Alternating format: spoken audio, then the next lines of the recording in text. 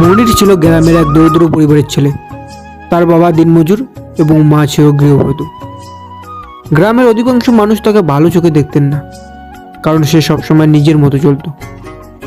কেউ কিছু বললেই মনির হেসে বলতো, আমার জীবন, আমার সিদ্ধান্ত।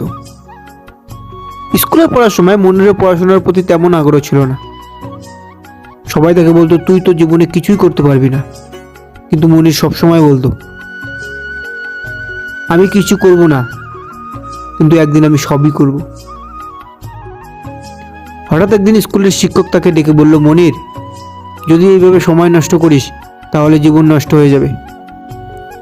মনির হেসে বলল, স্যার, একটা সময় আসবে যখন আপনারা আমাকে নিয়ে গর্ব করবেন।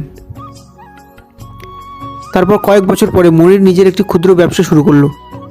ছোট্ট একটি দোকান থেকে শুরু করে তার ব্যবসা ধীরে ধীরে বড় হতে লাগলো। গ্রামের সবাই অবাক হয়ে দেখল, যে ছেলেটাকে তারা কিছুই করতে পারবে না ভেবেছিল, সে আজ গ্রামের মধ্যে সবচেয়ে বড় সফল ব্যবসায়ী।